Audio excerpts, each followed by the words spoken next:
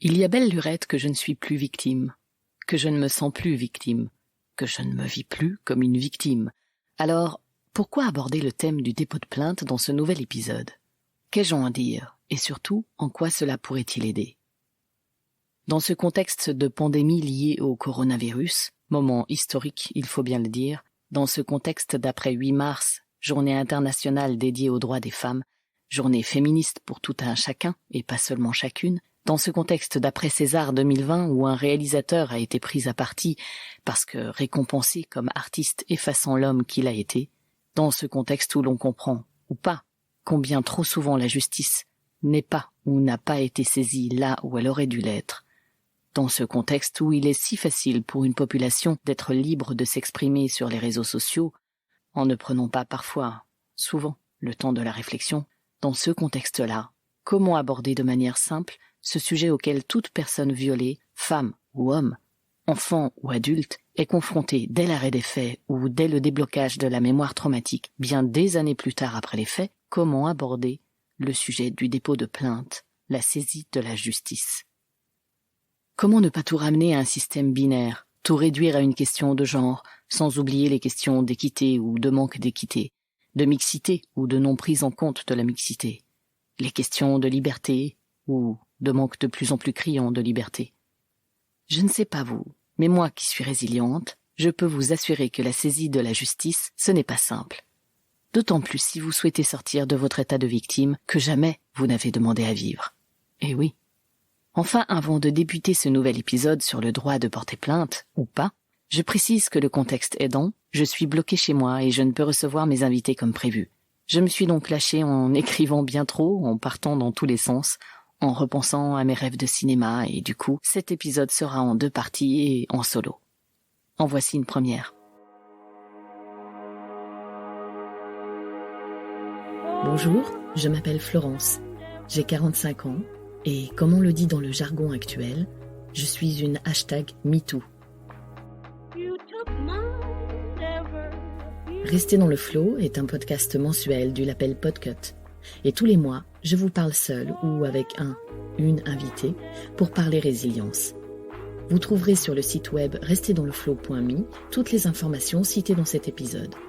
Abonnez-vous au podcast sur la plateforme de votre choix pour recevoir une notification lorsqu'un nouvel épisode est publié. Si vous aimez rester dans le flow, n'hésitez pas à le soutenir en laissant un avis 5 étoiles sur Apple Podcast ou sur la plateforme que vous aimez utiliser. Ainsi, vous participerez à faire découvrir à d'autres des histoires inspirantes, des parcours de vie de résilientes et contribuerez à redonner de l'espoir.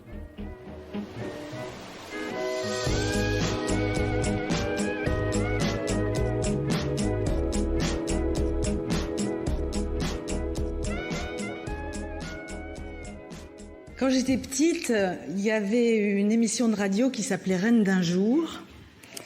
C'était un concours et je crois bien que ça a été une part importante de mes motivations pour grandir. Et puis quand j'ai eu l'âge d'y participer, l'émission avait été supprimée. Eh bien c'est ce soir. Et alors, vous pouvez pas savoir, c'est exactement ce que j'imaginais quand j'étais petite. Tout commence il y a quelques jours avec les Césars 2020. La soirée aurait pu être comme chaque année, un peu barbante, limite soporifique, bref, une soirée pour faire rêver avec son lot de paillettes. Franchement, les paillettes, on aime ça, non? Le rêve, c'est porteur, c'est censé être beau, le rêve, c'est censé vous emmener loin. Mais plus les années passent, plus ce rêve me démontre qu'il appartient au genre masculin, aux hommes. Alors que, soyons francs, les hommes eux-mêmes n'ont rien contre le fait de rêver et rien contre le fait que les femmes rêvent et fassent elles aussi rêver les autres. Hommes comme femmes sont heureux de pouvoir rêver. Hommes comme femmes sont heureux de faire rêver, voilà. Oui, mais je ne comprends pas. Si c'est le cas, si nous sommes tous et toutes d'accord, alors pourquoi je constate qu'il y a un problème? Pourquoi je constate que si vous êtes un homme, réalisateur, c'est cool, ça roule. Et si vous êtes une femme réalisatrice, alors là, accrochez-vous. Vous voulez faire rêver alors que vous êtes une femme? Eh bien, vous aurez 1000 fois moins la possibilité que votre confrère dans ce domaine. Dans beaucoup trop de domaines à mon goût, en fait. Par exemple, ce rêve de cinéma qui représente celui que j'avais enfant. Oui, cette petite fille qui voulait être comédienne, qui aurait pu rêver aussi d'être réalisatrice de long métrage, désirant gagner un César, pourquoi pas? Cette petite fille devenue adulte, il aurait fallu qu'elle soit vraiment aveugle pour ne pas comprendre que c'était perdu d'avance, non? Ah si, parce que je ne suis pas du genre à abandonner. Je suis du genre persévérant, moi. Cette petite fille était déjà du genre persévérant. Donc, oui, j'aurais tenté. Et du coup, je me dis que si j'aurais pu faire partie des 82 réalisatrices ayant déjà été en compétition pour les Césars. Bien sûr. Je suis une rêveuse qui tente. Je suis une rêveuse qui essaie, et tant pis si elle échoue. J'ai bien tenté l'aventure de l'entreprise d'édition, alors, livre, cinéma, peu importe. J'agis, je fais. Je me construis en créant, et d'ailleurs, c'est bien grâce à cela que je suis parvenue à la résilience. Donc, 82 femmes. Ce sont 82 réalisatrices qui ont été en compétition pour les Césars depuis leur création. Ce qui ne veut pas dire qu'elles ont été récompensées en tant que meilleures réalisatrices, n'est-ce pas? D'ailleurs, c'est toujours le César de meilleur réalisateur, même pour une femme. Réalisatrice, c'est quoi ce terme? Ces réalisatrices sont donc des femmes, mais aussi des mères, des sœurs, des filles, des autrices, bref, des personnes à part entière qui réalisent une œuvre en s'appuyant sur leur vie, sur la société dans laquelle elles vivent, leur histoire, leurs actes. Leur média, le cinéma, est lui aussi porteur d'une histoire, de vie à travers d'autres vies fictives. Tout cela pour dire que le cinéma, la fiction, n'est par essence jamais séparé de son auteur et toujours politique. Cela parle de qui on est en tant que personne réalisant une œuvre. Personne n'est détaché de son œuvre. C'est une co-construction entre l'individu, qu'il soit de genre féminin ou masculin, et son œuvre, donc ce qu'il est et ce qu'il crée à partir de ce qu'il est. Partant de là, toute création est en lien avec nos actes présents ou passés. Voyez-vous à qui je fais référence? Pour tous ceux qui veulent vivre l'expérience d'une carrière d'actrice dans le cinéma, nous avons créé le premier jeu de société, MeToo.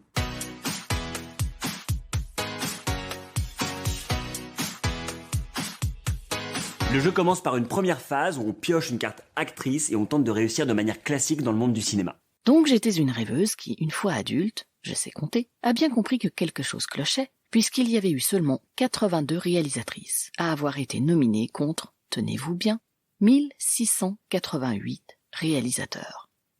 Plus de 1500 hommes depuis la création de ce prix des Césars. Plus la carrière de l'actrice progresse, plus elle gagne en popularité, mais plus elle cumule des points attouchement qui risquent de lui faire abandonner sa carrière. Oh non, ça fait 3 films que je fais avec lui, allez, attouchement. Ça va, toi t'as des rôles au moins. Bon, je sens que vous vous demandez où je veux en venir avec toutes ces histoires de rêves, de cinéma, de César et de chiffres comparant des hommes et des femmes. Où est le rapport avec le dépôt de plainte? Eh bien, en fait, pour moi, tout est relié. Je dirais même que le rapport est avec le manque de dépôt de plainte. Le joueur va être mis face à des dilemmes et il va devoir faire des choix qui vont définir la suite de son parcours d'actrice. Raté. Merde. Vous travaillez avec un grand réalisateur qui vous agresse sexuellement, soit vous le dénoncez et êtes coupé au montage, soit vous vous taisez et avancez de 10 cases. Je peux voir qui c'est? Ok, trop connu, je me tais. Normal. 5, 6, 7, 8, 9, 10. Ouais, non, là, ça vaut le coup. Et je prends 4 attouchements. C'est à Mustapha qui joue pas, du coup, et c'est à moi. Avec l'emprise de certaines personnes sur d'autres, les empêchant de déposer plainte. Et c'est bien là le problème. C'est bien là ce qui a fait déborder le vase lors des Césars 2020. Ce jeu, c'est l'occasion pour tous de faire l'expérience du cinéma, de vivre de manière immersive cette culture du harcèlement sexuel. Et c'est jouable à partir de 10 ans. Carte chance. J'ai un César. Oh non, putain, tu déconnes. Du coup, je dénonce dans les médias et là, je crois que j'ai gagné. Non, il faut qu'il y ait d'autres actrices qui joignent à toi. Ah, moi je te soutiens. Ouais, mais toi on s'en fout parce que t'es pas connu. Moi en tout cas je me tais. Et moi aussi. Bah, du coup... Ouah, vous voulez dire que, depuis toutes ces années, rien n'a changé? Je suis relié au César parce qu'ils sont nés 1 an après moi, en 1976, pour récompenser les films réalisés l'année de ma naissance, en 1975. Wikipédia étant mon ami, je peux même vous dire que cette année 76 avait pour premier président de cérémonie Jean Gabin, dont ce fut la dernière apparition publique, et l'émission fut retransmise sur Antenne 2, présentée par Pierre Tchernia et Jean-Claude Brialy. Alors, depuis 1976, depuis ces fameuses années 70, celles des libérations de toutes sortes, le monde du cinéma a, en termes de mixité, d'équité, d'égalité. Ouais, j'ai envie de le dire, le monde du cinéma a stagné, et ce n'est pas le seul. Poussons l'exemple jusqu'au bout. Mes parents auraient adoré me voir gagner un César. Mais ils auraient adoré que n'importe lequel de leurs enfants gagne un César. Ils s'en fichent que je sois une fille, une femme, bref, un individu de genre féminin. Moi aussi, je m'en fiche. Et pourtant, j'aurais été prisonnière là où mes frères ne l'auraient pas été. Si je me fie à ces chiffres, eh bien, entre mes frères et moi, oui bon, admettons qu'eux aussi aient rêvé d'être réalisateurs, eh bien, comptez le nombre de chances qu'ils avaient par rapport à moi. Et maintenant, penchez-vous sur les conditions, sur les possibilités, les chances qu'ils avaient d'éviter les obstacles que moi, en tant que femme, j'allais rencontrer. Pour gagner le prix, il aurait déjà fallu obtenir les financements afin de réaliser mon film. Vous avez déjà présenté, vous qui êtes une femme, un projet pour lever des fonds. En l'occurrence, même sans aller jusque-là, puisque c'est le travail du producteur de trouver des financements, je peux vous assurer que cela serait bien plus difficile que pour mes frères. On va dire que j'avais une productrice, une femme. Allez, pourquoi pas? Eh bien, en tant que femme, elle aurait fait partie des tout petits 5% qui auraient réussi à lever des fonds, contre 95% des hommes qui y arrivent. C'est plus parlant comme ça, non?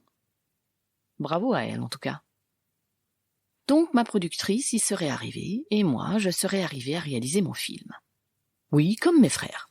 Ils auraient convaincu les producteurs, évidemment, eux-mêmes ayant convaincu les banquiers, sans utiliser leur corps, là où ma productrice ou moi-même aurions peut-être, voire sûrement à plusieurs reprises, essuyé des remarques sexistes, obligés de blaguer ou rire jaune à des propositions sexuelles, voire aurions été évincés par certains banquiers parce que, je ne sais pas assez sérieuse peut-être. Et si j'avais cherché un producteur de genre masculin, bon, vous l'avez compris, mes frères ont une paire de couilles là où j'ai une paire de seins.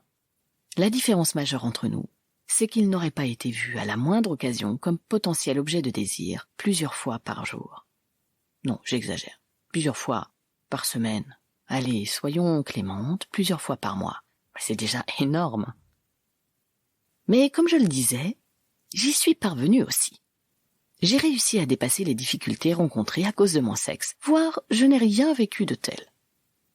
Je suis là, et je suis nominée au César moi aussi.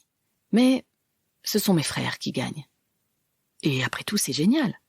Et puis, que peuvent-ils à cela? Ce n'est pas de leur fait si je ne suis pas gagnante. C'est vrai ça, ils n'ont rien demandé. Ils n'y sont pour rien si je n'ai rien gagné.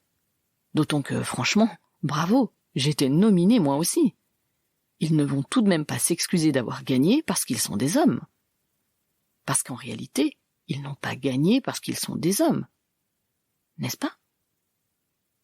Bon, moi je vous le dis tout de suite, je n'y crois pas. Je ne crois pas qu'ils gagnent parce qu'ils sont des hommes. Du moins, je n'ai pas envie d'y croire. Mais, au fond de moi, la question se pose, parce que les chiffres parlent d'eux-mêmes. Il n'en reste pas moins qu'une seule femme, sur ces 82 nominés depuis 1976, a reçu le César du meilleur réalisateur, et c'est Tony Marshall pour son film Vénus Beauté Institut. Une femme.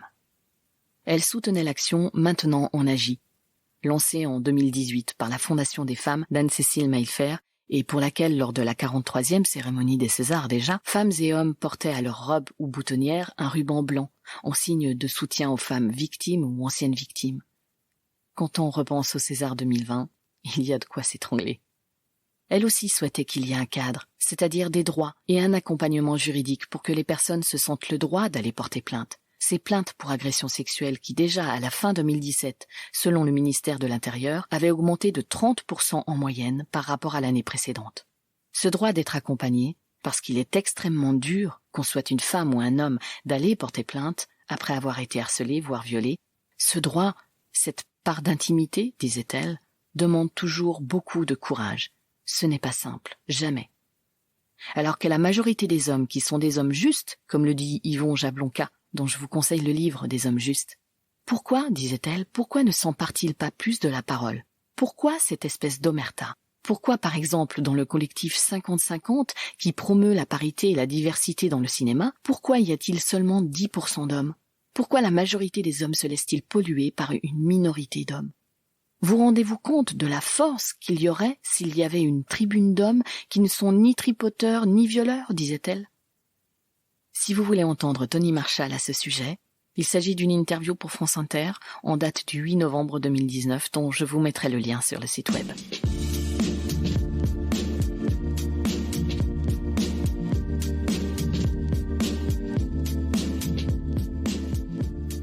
Alors certes, cela n'aura pas été une partie de plaisir pour mes frères non plus. Ils auront évité bien des embûches pour réaliser leur film, c'est vrai. Mais est-ce qu'ils auront eu un instant l'idée de ce que moi j'aurais subi ou ce par quoi moi ou mes consoeurs seront passés pour réaliser notre film? Est-ce qu'ils auront percuté sur le sexisme que moi et mes consoeurs auront vécu, accompagnés de petites phrases cinglantes liées à notre seul statut de femme? Sans compter que tout comportement sexiste envers moi, ancienne victime d'inceste, de viol, a un impact bien plus fort que sur une personne lambda, si je puis me permettre. J'entends par lambda une femme qui n'a jamais été victime de viol. Est-ce qu'ils auront subi autant de chantage, de propositions d'un verre après la réunion, qui se seraient potentiellement terminées en ébats sexuels non consentants ou consentis sous contrainte économique? Oui, bon, ça, souvent on le réserve aux actrices, c'est vrai. Donc non, mes frères auraient juste été des réalisateurs, hommes, ou des hommes réalisateurs, là où j'aurais été trop souvent à mon goût, une femme, juste une femme, avec un corps apparemment trop désiré, sans aucune maîtrise de la part de mes interlocuteurs, et seulement ensuite j'aurais été une réalisatrice. Dans le monde de la création tel que le cinéma, ce ne sont pas les exemples qui manquent et, malheureusement, les années passant, les langues ne se sont pas tant déliées que cela depuis 1970. Je ne choisis pas les années 70 au hasard, car elles signent un moment de l'histoire française où la libération sexuelle s'est soi-disant passée. Je suis une enfant des années 70, une enfant de ces années où certaines contraintes ont effectivement volé en éclats pour le plus grand bien des femmes, mais aussi pour le pire, car elles ont surtout disparu pour les hommes. Et certains hommes se sont sentis si libres qu'ils n'ont pas fait état une seule seconde du désir de l'autre, qui demandait aussi ce droit. Non, certains hommes se sont sentis libres de disposer de la sexualité de l'autre aussi. Et si certains écrivaient sur le sujet, réalisaient des films en disposant de ce droit, de ce désir sans obtenir celui d'autrui, celui des femmes, celui d'enfants de genre féminin comme masculin, d'autres agissaient aussi en secret au sein même de leur famille, au sein de leurs relations avec des proches. J'aime la liberté. Je suis pour le droit de choisir et d'agir, mais je ne suis pas pour le droit d'utiliser autrui, avec ou sans son consentement, d'aller au-delà de son désir. Je ne suis pas pour le droit d'utiliser autrui avec son consentement s'il est trop jeune, avec son consentement s'il y a chantage, contre son consentement s'il y a violence, contre ou avec son consentement lorsqu'il y a exercice d'un pouvoir, d'une emprise artistique, intellectuelle et quoi que ce soit d'autre hors de tout désir de la personne. Posez-vous la question, pensez-vous qu'à 6 ans, j'avais du désir pour la verge d'un homme? Dites-moi, pensez-vous que ces actrices de 13 ou 16 ans avaient du désir pour cet homme, réalisateur de son état, qui s'appelait Polanski? Mais vous pouvez aussi mettre n'importe quel nom derrière. Pensez-vous que ce garçon, aujourd'hui homme et père de famille, peut-être même acteur, qui sait, pensez-vous qu'il avait le désir de faire une fellation à ce prêtre? Cette liberté dont je parle, c'est la liberté sexuelle. Cette liberté de choisir que nous devrions avoir, cette liberté de ressentir du désir ou pas, cette liberté que nous avons de dire non, un non qui doit être respecté. Non, quel que soit mon âge, non. Quel que soit ton statut, non. Au-delà, c'est du viol. Au-delà de mon désir, c'est un traumatisme trop souvent à vie parce que l'indicible, l'omerta, tout contribue à rester dans le secret et à ne jamais agir, ne jamais porter plainte. Alors oui, en cette année 2020, des mois après les premiers MeToo, lus et entendus, j'ai pu, comme tout le monde, en tant que spectatrice, constater que plusieurs femmes avaient mis les pieds dans le plat de ce manque de liberté, voire de ce vol de liberté dans lequel vivent les femmes depuis trop longtemps. Dans la foulée de cette soirée si spéciale pour beaucoup, c'est le vote d'une poignée de personnes pour attribuer le César de meilleur réalisateur qui a fait déborder le vase, qui a permis à la goutte de trop d'exploser au sol, tel un point levé dans une salle remplie d'artistes femmes et hommes, mais aussi dans la population, transformant cette simple annonce, ce prix formidable, en un débat politique, en une question de société cruciale pour les femmes et attendue depuis tant d'années. Oui, il le fallait. Il était temps. Quoi qu'on en dise, le problème va bien plus loin que Roman Polanski. Le problème touche le système judiciaire lui-même. On ne peut pas, dans une démocratie, se rendre justice soi-même. Le peuple ne peut pas non plus rendre justice sans preuve. Or, les personnes, les femmes qui se disent victimes de Polanski, comme celles d'autres artistes, comme celles de bien des hommes inconnus du grand public, ne peuvent pas demander justice sans avoir elles-mêmes porté plainte.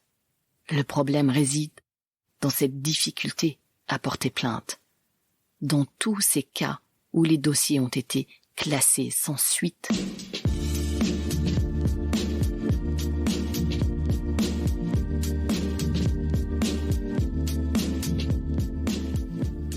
J'aimerais via cet épisode rendre hommage à une actrice-réalisatrice, une femme que je ne sépare pas de son statut d'artiste, qui a en effet reçu elle aussi un César en 2009 pour Vénus Beauté, la seule femme à avoir obtenu ce César parmi les 82. Tony Marshall.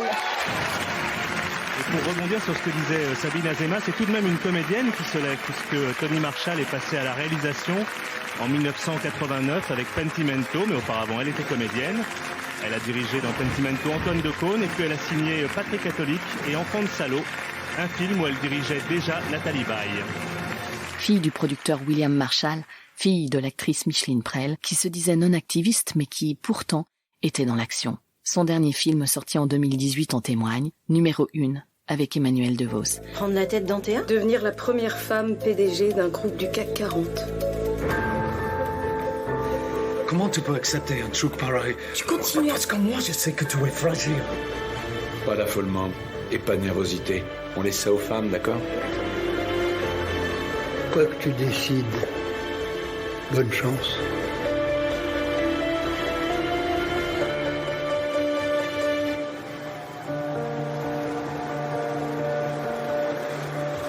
Tony Marshall qui est parti pour de nouvelles contrées ce 12 mars 2020. À bientôt pour la seconde partie.